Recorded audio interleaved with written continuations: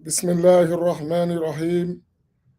الحمد لله رب العالمين، والصلاة والسلام على رسول الله وعلى آله وصحبه أجمعين. اللهم علمنا ما ينفعنا وانفعنا بما علمتنا وزدنا علما. اللهم لا سهل إلا ما جعلته سهلا، وأنت تجعل الحزن إذا شئت سهلا. سبحانك لا علم لنا إلا ما علمتنا إنك أنت العليم الحكيم. لله تبارك وتعالى. السلام عليكم ورحمة الله تعالى وبركاته. Inshallah tabaraka wa ta'ala, we're going to continue with our reading of the book Al-Maqasid, Nawawi's Manual of Islam. Al-Maqasid al-Nawawiyya. We are in the notes on page 115, continuing in why Muslims follow madhabs. And I want us something, and I noticed something. So, really, the work that we are doing is extremely important and extremely relevant to our time. I repeat, the work that we are doing here on this platform, Masjid Muhammad of Atlantic City, 3453 family, the work we're doing is extremely important and relevant for our time. Because we're at a level collectively of learning. We're learning. And we are discovering things that were hidden from us. All of us, including me. Why do I say that? Sometimes a person may know a thing, but not realize how important it is what you know, or how significant and impactful it is in your life. You may know something, but don't realize its extreme importance and value. Sometimes you may see a thing, so that's on the good side, right? Then other times you may see a thing that is harmful, but not realize the extreme nature of its harm. You know it's not good, but not really how bad it is. And I'm talking about in terms of our presence here as Muslims. Through this platform, we're getting to learn something. I said something to someone the other day, and they looked at me very strange. And then I had to explain what I meant. I said,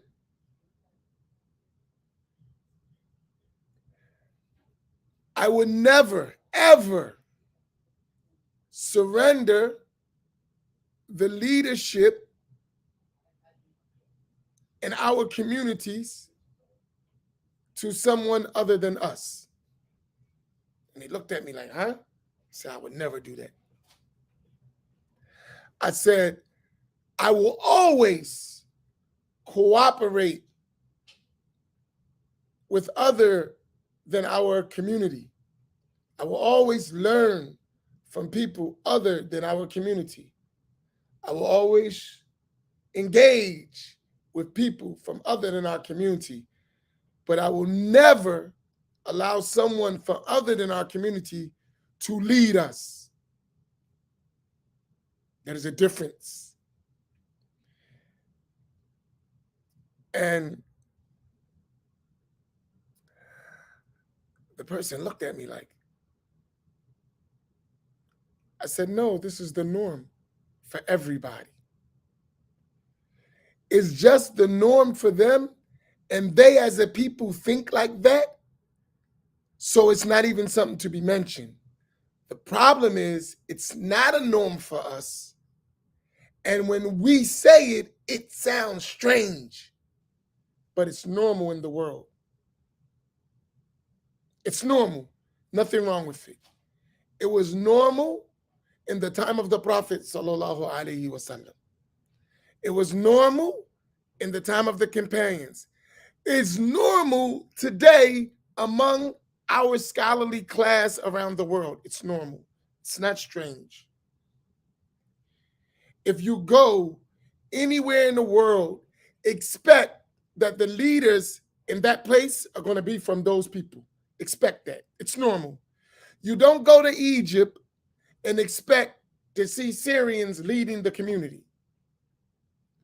You don't go to Syria and expect to see Saudis leading the community. You don't go to China and expect to see Pakistanis leading the Chinese community. You don't go to Pakistan and expect to see Bengalis leading the community. You don't go to Africa and expect to see Russians leading the community. It's not expected. If you see it, it is such a rare occasion, and that person must be a special individual. Something's unique about that particular individual who's actually leading. But even if he's leading a group of the people, he's not the voice for all of those people. Right? So for us in our communities, it's been the norm for someone to come in our communities and already assume that I should lead and you should follow.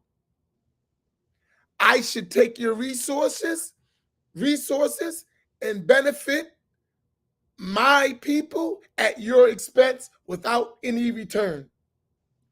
No one does that but a fool. But all of those places I named will cooperate with people from other things. You come visit, you come give lectures, you support, you can teach in our schools. We'll share with you what you have, you share with us what we have, but we maintain leadership. We maintain our right and dignity as a group of people. That's normal. It's not like strange, right? And for me, that is essential for our development as Muslims in our communities. If we don't do that and share what we have to offer as a people with the rest of the Muslim world, instead of just be a garbage can that everything is dumped into us, no. We have our own originality. We have our own look at things. We have our own views, our own understandings, our own leadership, our own scholarship. Yes, we got to do that too. But in order to be taken serious, we have to learn.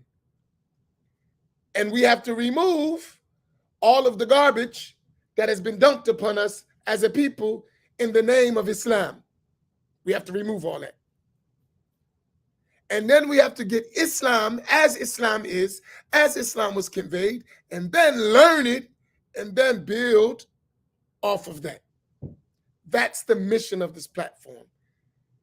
That's why I'm very deliberate, extremely deliberate in what I say, right? I don't apologize. I don't do none of that because I'm very thoughtful of the stuff I'm saying. I'm not saying something just to be saying it. I'm thinking when we're long gone, what Islam is going to look like in our communities. And at the rate we're going, we're always going to be a servant class until we change our mindset. The whole thing has to be rethought. The whole process has to be rethought. And then we have to renew our commitment to the deen through proper means of transfer of knowledge. It's a must. So when we spend time talking about what we're talking about, we need to learn how to read, we learn how to study, we need to review, we need a lot of stuff. And that's going to take decades. So if it took decades to destroy us, how long do you think it's going to take to rebuild? It's much easier to destroy and to ruin than it is to build. Building takes much longer. You build a building, you got to go brick by brick by brick, make sure it's all lined up, everything, right? When you want to destroy it, just knock it down. That's easy, right? So we've been destroyed, so it's easy to knock us down. Now building us back up is going to take some time.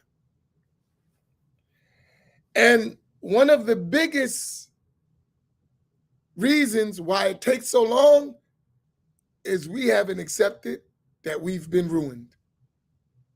We know it, but we haven't come to terms with it. We're still struggling with, we've been taught Islam wrong. We're still struggling with that reality. We know it. There's no doubt. The way we've been learning ain't right. The routes we've been learning ain't right in general. We know that for sure. But we're still holding on. And that is slowing our progress. Collective. I'm not talking about every single individual. I'm talking about as a collective people, because we're not individuals.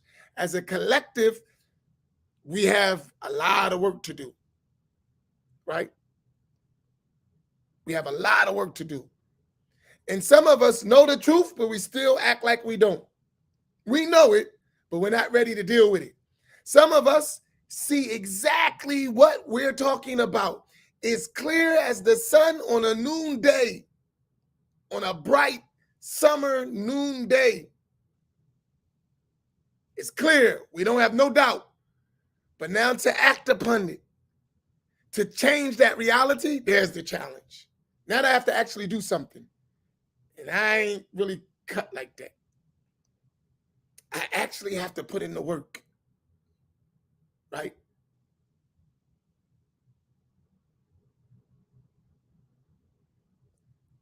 And it's been easy. And they did such a great job in laying a foundation of confusion for us that we almost afraid to challenge a system we know is wrong. So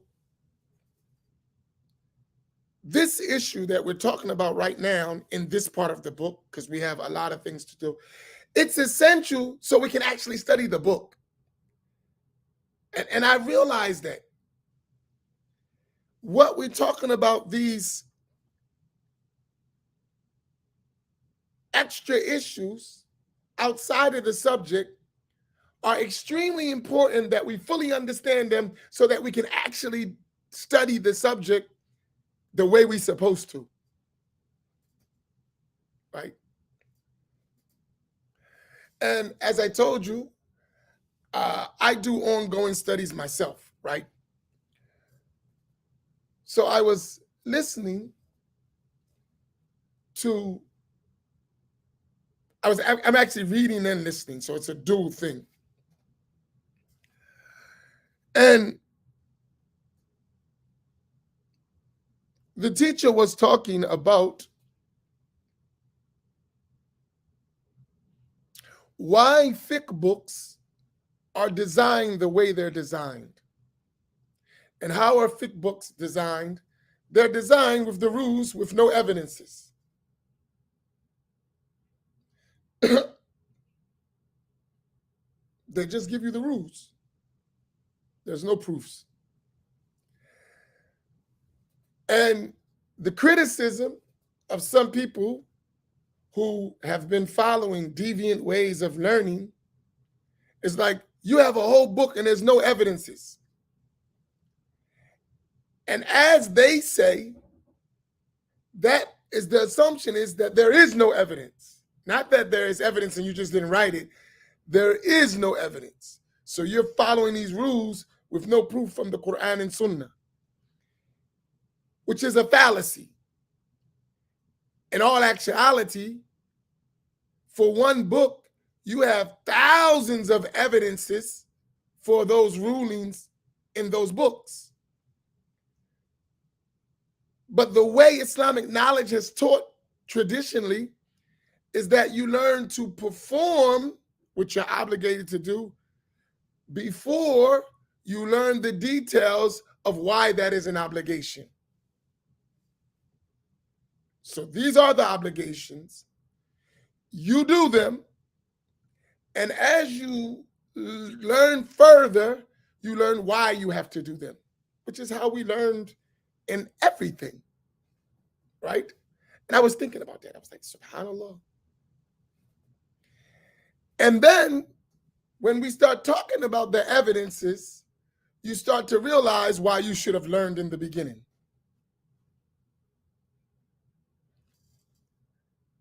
Because most of us don't have the capacity to examine evidences. It's too much. And if we had to do that for every single legal ruling that we practice, we wouldn't practice. So what we covered so far in showing how mujtahid scholars, in a brief way, because these are just merely brief examples, the work, we see that that's exhaustive. That's exhaustive just in the brief examples. We're not talking about all of the principles that are necessary. So I'm going to, as we go through it, indicate some of those things so those principles stick in your mind. So while we're learning the rules, you do realize that there's going to be extra deeper levels of evidences and proofs that we need to prepare ourselves to eventually understand them. So here, while we're studying this, we're kind of getting a peek, a preview of what is to come as we climb the ladder of learning, Islamic knowledge, jurisprudence, Aqidah, Tasawwuf, and all the other sciences. So I just wanted to put that out there as, you know, an introduction to why we're doing what we're doing and how it's important. Bismillah. So let's continue where we left off.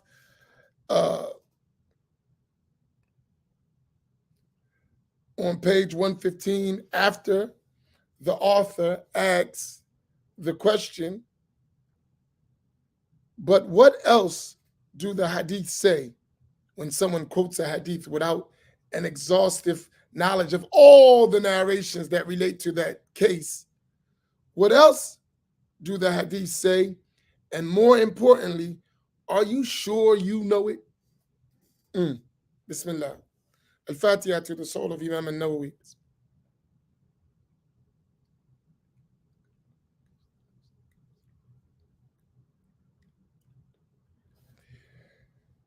By the way, this note is a supplemental note by the translator. So this is not a part of the original book, but it is an aid for us to understand why we study the original book. So these words are the words of the translator, right? Which will help us when we study the knowledge that the author is giving us. Go ahead. Bismillah ar-Rahman ar-Rahim. Alhamdulillahi Rabbil Alameen.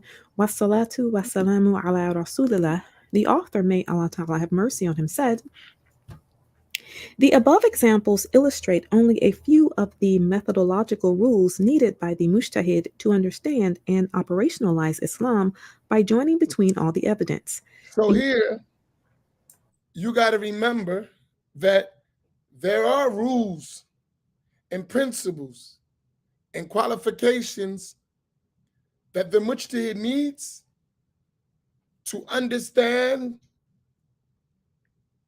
the religion and extract rulings and combining evidences and understanding evidences. There's a whole toolbox that's necessary. If a person doesn't even know that there is such thing as a toolbox, or the individual tools inside the box that's needed to do the job, there is no way the person can know how to do the job. So you have a job, extracting legal rulings, and there is a toolbox full of various tools that are needed to do that job. You don't even know it's a toolbox, let alone the tools inside the box to do the job. The mujtahid has a toolbox that has a multitude of tools to extract legal rulings. Toolbox is figurative, what I mean by that. Set of a methodology, right? And inside that methodology are many principles that are the tools that he uses to extract legal rulings. Now, The first was the principle of taxis, or restriction of general rules by more specific ones, both in the example of fasting on the day of Arafah when it falls on a Friday, Saturday, or Sunday, and the example of the food of Ahlul Kitab. so here you're going to have a general rule, maybe mentioned in one hadith, and then that rule is specified by another hadith. And apparently, those two hadith, without knowing this rule of specifying or restricting generality, without knowing this tool of the mujtahid, you may think that the hadith actually contradict each other. But when you know these different methodologies that mujtahid scholars apply when examining apparently contradictory texts, then it becomes easy. Without that tool, it's difficult and may seem as contradictions. The second, seen from the Khaybar hadith in Sahih al-Bukhari, about bearing the thigh together with the various hadiths commanding that the thigh be covered, was the principle of how an explicit prophetic command in words is given precedence over a mere action when there is contradiction. Right. The So, and that indicates something that can be specific from the qasa'is of the Prophet sallallahu alaihi wasallam. And even though for the Prophet it was lawful, for the general populace of Muslims, it's not. And that is what? Special merits of the Prophet sallallahu alaihi wasallam. So that's another field to know when something is specific for the Prophet sallallahu alaihi wasallam and general for his ummah. Now, The third rule was the principle of nasikh wa mansukh, of an earlier ruling being abrogated by a later one, in the example of the initial prohibition of women visiting graves and their subsequently being permitted to. and that's important because when you understand the concept of abrogation, right, you need to know two things: the text that is abrogated and the text that is abrogating. So, which you have a text that may be abrogated, but what is the text that abrogates that text? If you don't have this knowledge, and the only way to have this knowledge is to have the vast comprehension of all the hadith that relate to that case. Without that, you won't even know. That's another tool in the toolbox of the mujtahid. These are only three of the ways that two or more texts of the Quran and Hadith may enter into and qualify one another, rules that someone who derives the Sharia from them must know. In other words, they are but So there are only three of the many ways that the mujtahid scholars, these are just examples, so we only talking about three of them. There are many more things that the mujtahid scholar does when they're dealing with these various texts. In other words, they are but three tools of a whole methodological toolbox. They reflect the situational context of the original revelation, the universal legislation in it was meant to provide, and the very way words express meaning. And Because another tool that the mujtahid use, and I want you to write this, when it comes to legal rulings, knowledge of time, place, and people. That's a tool. When it's applying rulings, the knowledge of the time, the era, the place, and the people and their customs. All of that is a tool when applying legal rulings to a given situation. The mujtahid scholar is aware of that. So he's never going to apply legal rulings out of their context. So the context of time, place, and people is always considered in the legal ruling and application of legal rulings to a given situation. In other words, if you give a legal ruling from a general text without considering the time, the place, and the people, which an over umbrella of that would be circumstances, you're going to apply the ruling in a wrong manner, and by that you would be criminal. As our teacher said, whoever judges a people without knowing their circumstances and conditions is a criminal. Whoever judges a people without knowing their circumstances and conditions is a criminal. So the mujtahid in his toolbox is this knowledge of time, place, and people. So not in every time, every ruling is going to be applied in the same way. Not in every place is every rule going to be applied the same way. And not with every people is every rule going to be applied the same way. There's going to be differences based on these set of circumstances, which the mujtahid would know how to do. This is a very important, especially when it comes to our situations. Oftentimes, people just give us rules with no context, no consideration of the circumstances of time, place, and people. Here's a rule for you, but when it comes for them, there's always this consideration. And the rulings are examined within their circumstances. But when it comes to us, just the rule. Regardless of your circumstances, regardless of your time, regardless of your condition, here's the rule for you, and it's the hardest rule in the world to apply. In fact, it's not applicable to your time or place or situation, and it's designed to keep you where you at. I'm not even giving you access to what will free you. SubhanAllah. Go ahead.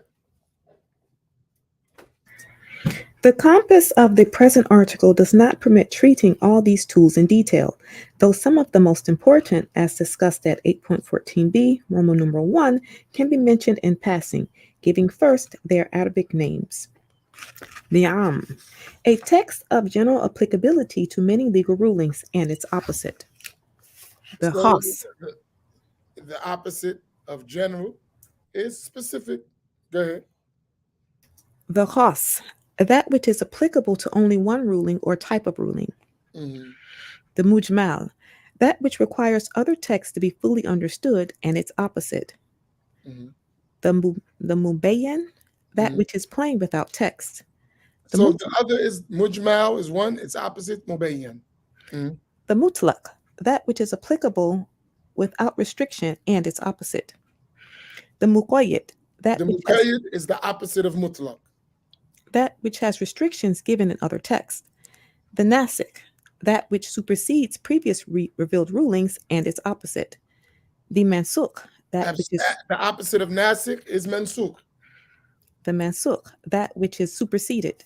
So The that is, you have an abrogation, a abrogating verse or hadith, and then you have the verse that was abrogated or the hadith that was abrogated. The nas, that which unequivocally decides a particular legal question and its opposite. The dhahir, that which can bear more than one interpretation. So here You have hadith like that. You have verses of the Quran like that. And the person who doesn't know the difference is going to make an error in the legal ruling. Right? And when someone tells you just follow Quran and Sunnah, you have no idea of these things. And what's dangerous is the people who tell us that they know better. That's like really the amazing thing for me, the fascinating thing. The people who've been telling us this stuff know that it's wrong, but it serves their objective and their agenda. But they themselves know that this is not the case. But they've promoted it so much that we actually believe it. But the one who's teaching you that knows that it's wrong. And among their own, they don't allow.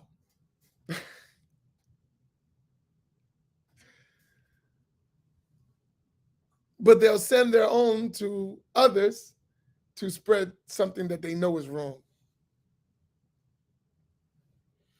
And they actually study the books and they write books telling you that it's wrong, but they just don't give the books to you.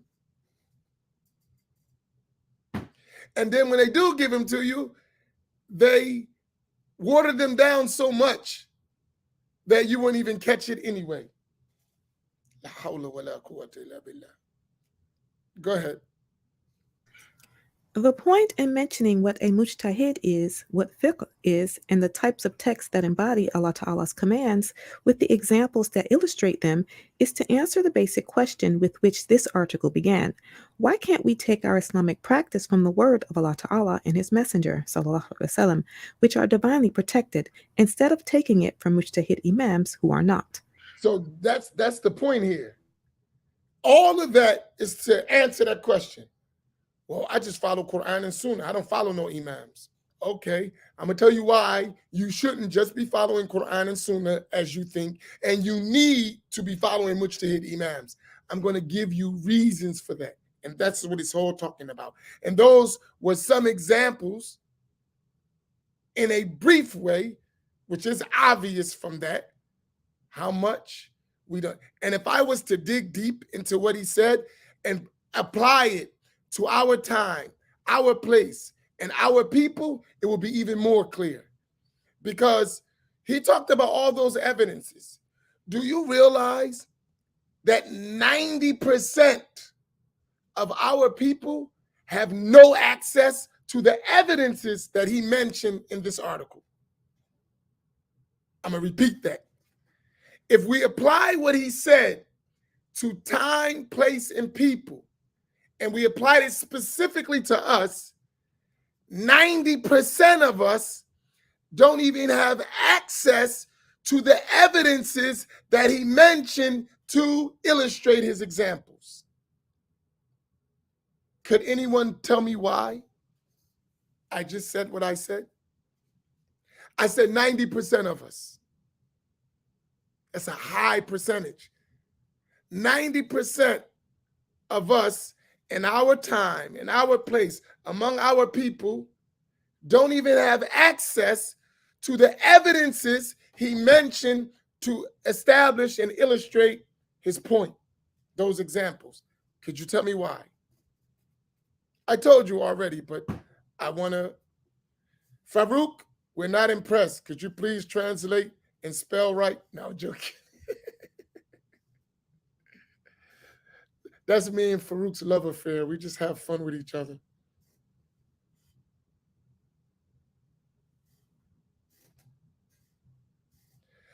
One, in Farouk's Ebonics Arabic, like mine's, we share that. Lugha, right? Right? So, Lugha, Arabic language, right? Good. Right? There you go, Farouk. I threw you a pass. Ali Hoop, catch it. Don't be like the Eagles. Don't be like the Eagles. Don't fumble the ball all over the field. Right? Right? So, Lugha, Arabic language, it's all in Arabic. That's one problem. Even if it's all in Arabic, then we don't even have access to the books. Despite them being Arabic, we don't know it. Even the books are not available to most of us. You would go in the library and you would never see them. You go in the house and you would never see such books in their house. So they can't even look at the evidences. They can't even look at the evidences. It's not available, right? And even of those who have no Arabic, sometimes don't know the literature. So they know Arabic, but they don't know books. They don't know what books and what tools are needed. So even though they know Arabic, they don't know the tools. So that's a problem, right? So for such a person, if they keep it like that and keep you like that, you'll never learn, right?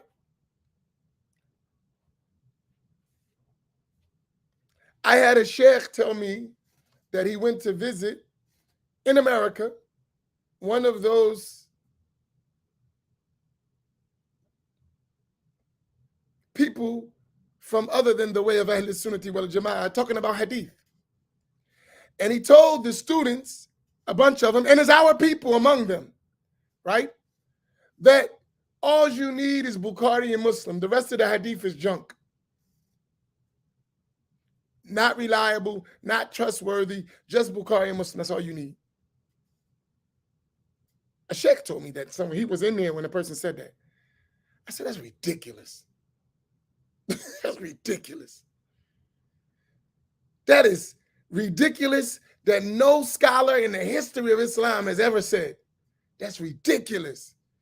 And he's an authority in hadith, according to them, and teaching people that stuff. And those same people are learning with them and then come back to our communities talking about I study hadith. Huh? Say that again. And they're giving speeches in our masajid talking about I went to study with so-and-so, Dr. so-and-so. Are you kidding? Seriously? He said, I make no lie. I'm telling you, that's what he said. And I even went to him, but the sheikh is shy. He said, I didn't want to start trouble, but I said, Sheikh, that is crazy, insane. But so now you got these brothers who, and it was more than one, who are actually teachers in their respective communities, going to these people to learn, getting told that, then come back in their communities and teach that to the people in our time, place, and people. La hawla wa la quwwata illa billah. So now you got a group of people talking about all we need is Bukhari Muslim. And forgetting the whole, so now learning that, there's no way you would know what a mujtahid do. There's no way you would extract legal rulings. They limit you down to that. No, this is true stories. I'm not making it up. There was a time when I would just mention names, but I don't do that anymore. I just need you to get the point and then learn. And then when you learn, when you hear it, you know how to deal with it. Right? So I'd rather not. I've learned from experience that that's not always the best way to go about it, to specifically name who, because you get distracted with the who and not the point. The point is learn our tradition properly, right? Learn our tradition properly, and then whoever says it, we got it. We don't care about who it is after we learn it, right? But we have to learn properly. That's the point. But to give you an example, so someone is actually teaching that. Unheard of in the history of Islam to say some crazy stuff like that. But not even the experts who are Hufaz said something like that. But this so-called doctor who has some knowledge of Arabic and some teachers, I don't know where he got them from, out of the candy box somewhere, but nevertheless, that's my stuff. saying stuff that has never been heard in this ummah. Not even Al-Albani said some stuff like that. Where did you get that from, bro? What the heck is that? But you got a bunch of, not even the one you call the muhaddith of the time said some stuff like that. Nor did they do that. Where did you get that from? But it's being passed in our community as knowledge. It's foolish, but it's being passed as knowledge because we don't have access, right? So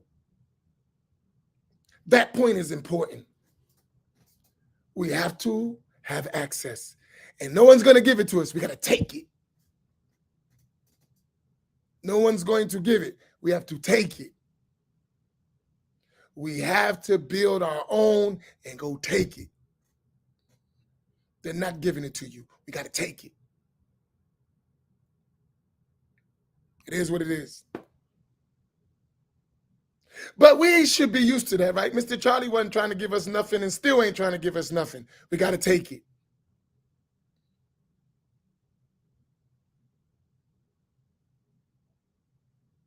Yeah, Tenweir, I agree.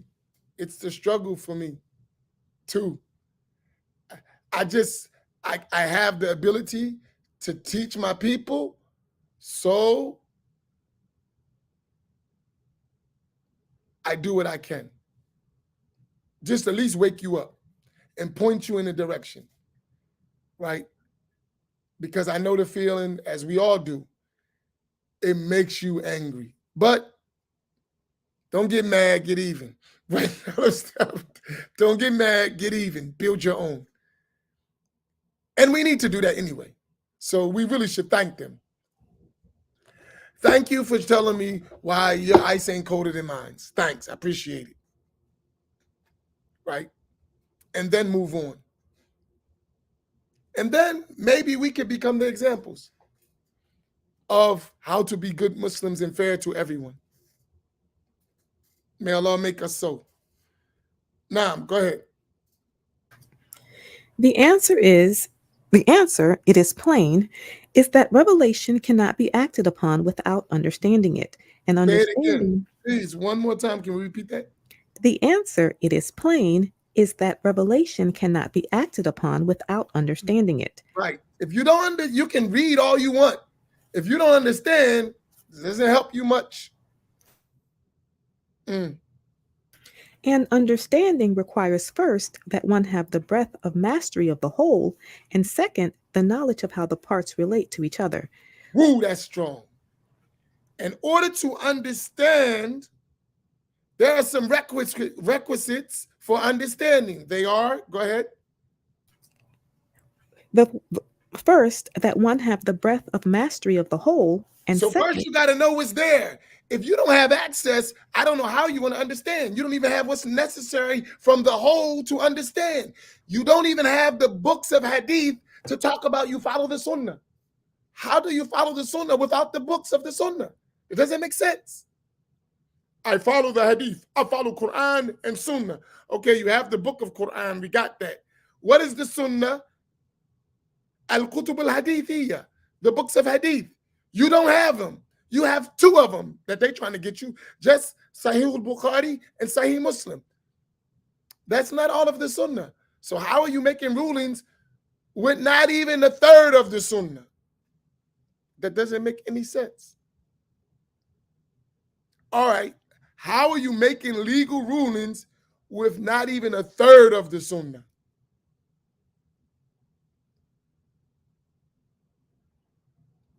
Explain that to me. How are you going to operationalize that one? Tell me. You don't even have a third of the sunnah. You talking about you follow the sunnah. It doesn't make sense at all. I'm talking about the available sunnah, let alone the information that is in manuscript that is related to it that you don't have access to at all. I'm talking about the available sunnah that's printed for you, you don't have. I don't get it. How did you come up with that one? But you say you follow Quran and Sunnah. It's impossible, but you've made it possible. How? Tell me. Explain to me how you made that up. You're going to treat me and you have no access to medicine. And the medicine is necessary for the cure, and you don't have the medicine, but you're still going to treat me for the disease that needs that medicine. Okay. La hawla wa la quwwata. Do y'all get my point? I mean, just the point. Do you get my point? So that's one level. Go ahead. That's one requisite. That's missing. Go ahead. Second one. And the second, the knowledge of how the parts relate to each other. Right. So now you got the whole, and then there's different parts. Why this book of hadith is needed for this. What is this for this? What is the purpose of this? And here's another whole concept about the parts. If you talk about the parts, every book of hadith was written for different purposes. If you don't know that, you just have the book of hadith, you don't even understand why it was compiled. What was the method of its being compiled? And how does it connect with other books that were compiled for other reasons? How? You don't understand how the parts work together.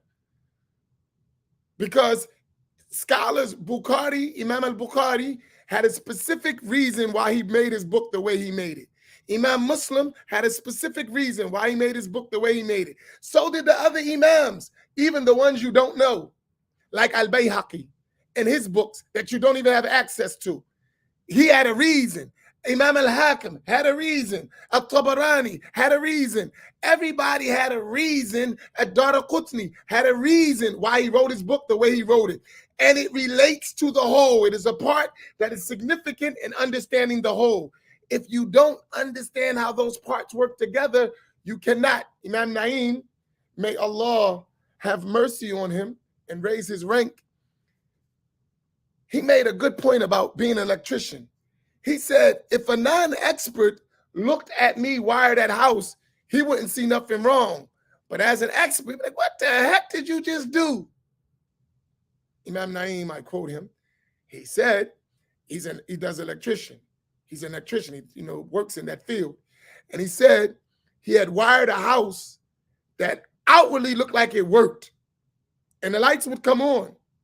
But if a professional looked at what he did, he'd be like, you're going to kill somebody. What are you doing? It's similar. When we look at it from an eye of the whole and the parts and how the parts relate to the whole, we'd be like, yo, man, you getting ready to send somebody to hell with this stuff you're doing. Outwardly, it looks something that is, oh, wow, I'm over time. Excuse me. Outwardly, it looks like it works, but it's very dangerous. Go ahead. Let's finish that last section. Go ahead. Whoever joins between these two dimensions of the revelation is taking his Islamic practice from the word of Allah Ta'ala and his messenger, sallallahu alaihi wasallam, whether he does so personally by being a mujtahid imam or whether by means of another by following one. Now, so the one, and what does that mean? Either he has the ability himself, we'll stop here. Either he has that ability himself, or he's going to follow someone with that ability, right? So in that case, he's actually looking at the whole and the parts, either through his own eyes or through the eyes of someone else who actually has that skill set. And then that is a taqleed. So we have the mujtahid, and if you're not a mujtahid, you need those tools. We establish who has that. If not, you're left with a taqleed, then you are muqallid. So therefore, you got to follow the mujtahid, which is actually following the madhab. So as we said, we'll close with this. You're going to have the mujtahid or the muqallid. One or the other. Pick one. And each one has its rules and responsibilities. If you're not a mujtahid, if you are a mujtahid, then you got to do that work yourself. If you're not a mujtahid, you can't do that work yourself, and you have to rely on the qualified person who can do it. You don't have a choice. One or the other. You can't be in the middle. and Allah knows best. If you have any questions, please ask them now. While tonight, we're going to have an interesting discussion. I think it's necessary, even though I'm sick and tired of it, but hey, I was sick and tired of Corona. It still exists. It's the title for tonight's roundtable is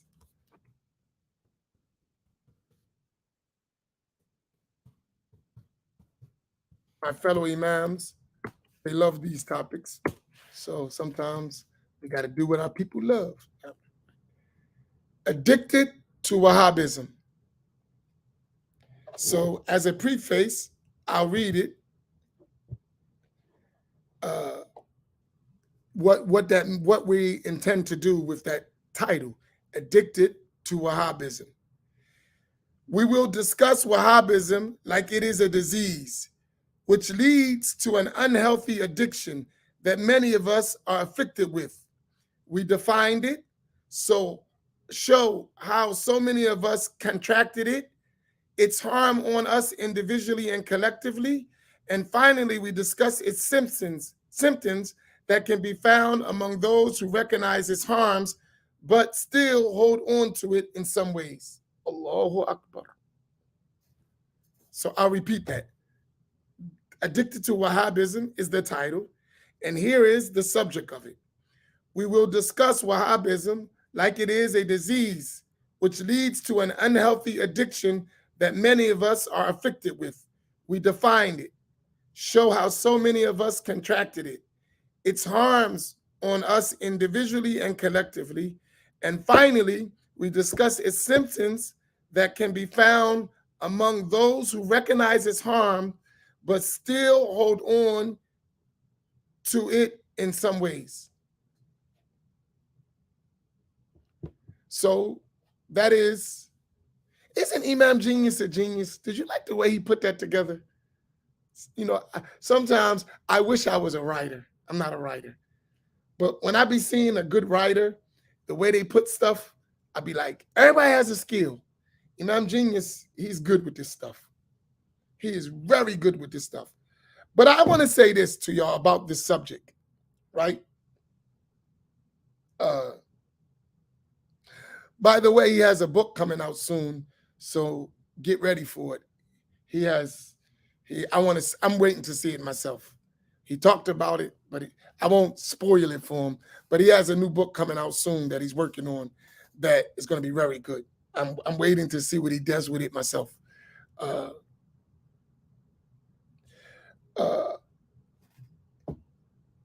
One of the biggest issues we have in our community, right, and it's prevalent in a lot of communities, especially ours, right, our general community, is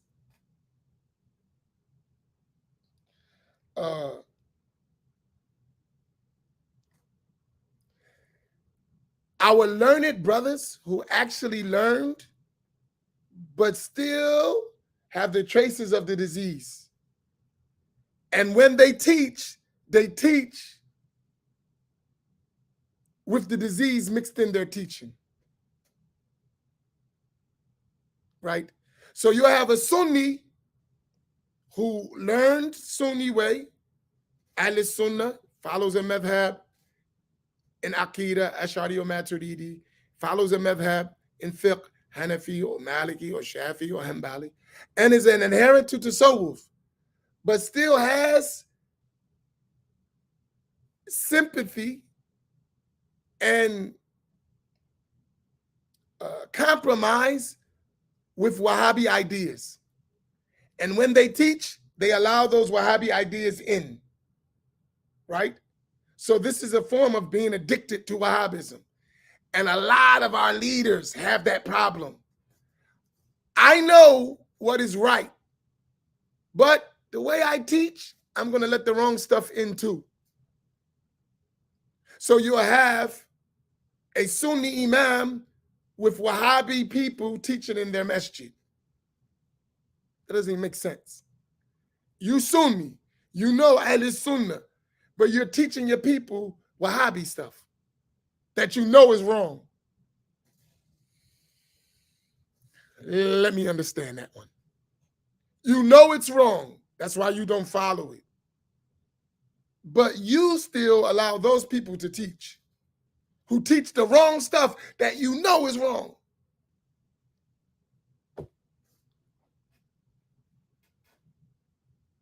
Explain that to me. Like, make me understand that one. Even if, I'm not saying you got to call no one a kafir if it don't apply or you're doubtful. But even if you don't call it kufr, you know it's wrong. You do agree with that. Why are you letting it be taught? I didn't say they were not Muslim. I didn't say that. I said what they're teaching is wrong. Even if they're Muslim, it's still wrong. Why are you letting them teach it? Explain that one to me. And you know better. I can see if you didn't know, then I understand. No, you know.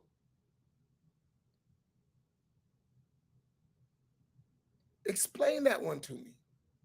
Does that make sense to anyone of among you? I mean, honestly, I know the truth. I know this is wrong, but I'm going to let somebody teach it to you and not tell you it's wrong.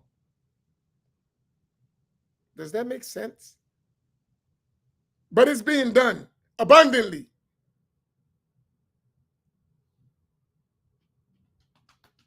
Explain that one. I mean, tell me how that works. How does that work? So we understand, and now because of that, there is also the spread for the person who's just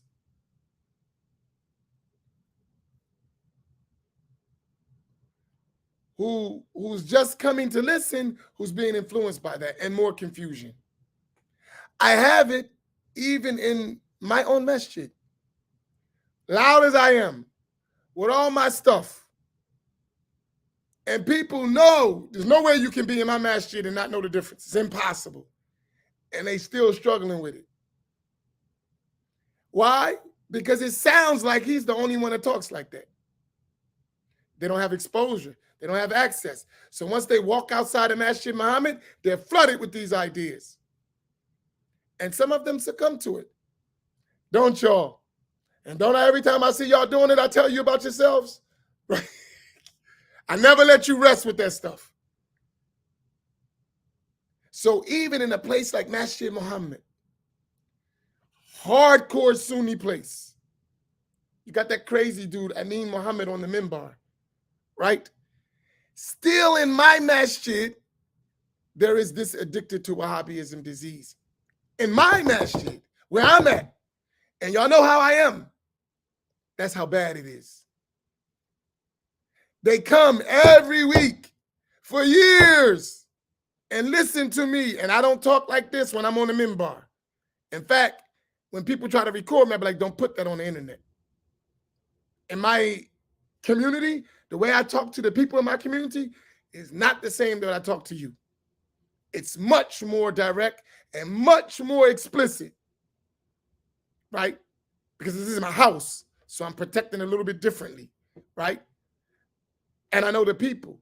In that case, we still got people struggling with the addiction to Wahhabism in that environment. So just imagine when you don't have that kind of environment, how much the disease is spread. Think about that. That's some deep stuff. And everyone from Masjid Muhammad on it will tell you that guy don't cut it a break.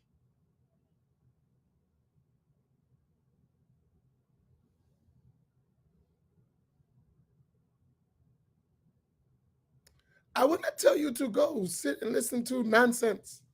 Once you know it's nonsense. So you need to learn so you can distinguish truth from falsehood and why. That takes learning, right? And that's what we're trying to provide. It means, listen, I'm telling you, we have a lot of allies that speak the same thing, but we're not following them.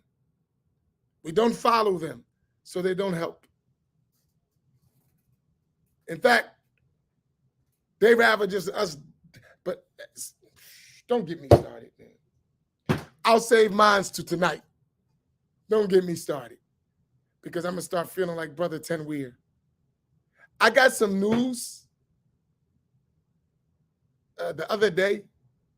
It disturbed me so bad. I was steaming of how some people did us.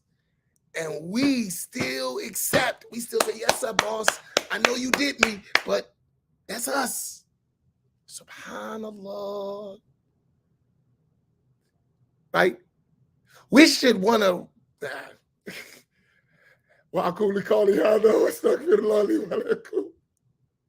I'll stop there before I get my blood pressure up. It burns me up to see people abuse us, and we are willing participants. We are willing participants. We are so afraid of Mr. Charlie in his various forms. He's become like a god to us, and we didn't even realize it. We are so afraid of Mr. Charlie in his various forms. He became like a god to us. It's bad. It's real bad.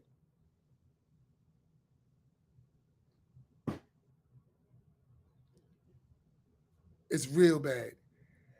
And he made us hate ourselves. Even as Muslims, we can't even work together for ourselves. We have Islam and still we don't want to help each other. We don't want to support each other. We don't want to recognize each other. We don't want to build. We don't want to come in here and say, let's get this thing together. It's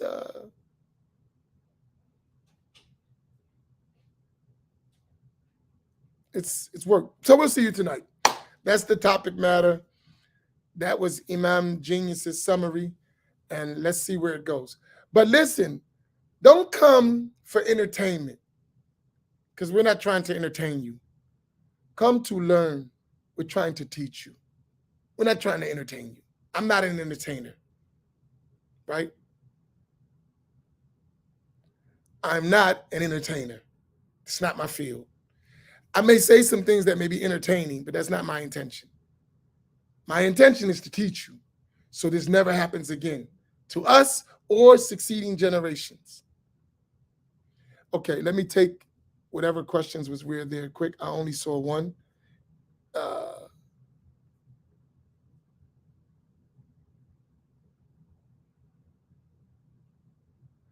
three questions answered in the grave. Who is your Lord? What is your religion? And who is this man? Meaning Sayyidina Muhammad. من ربك وما دينك ومن هذا الرجل. Right? And easy, you can say Allah, Islam, Muhammad sallallahu alayhi wa sallam.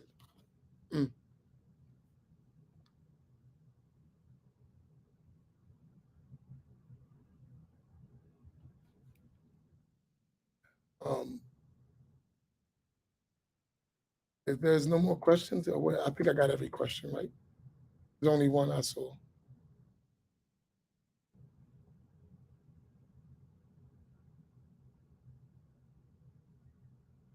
Okay, yeah, that's all I saw. Inshallah, okay, that's it, right? Okay, inshallah, we'll see you tonight at 7 o'clock. Barakallahu fikum wa jazakumullahu khaira. Wassalamu alaikum wa rahmatullah.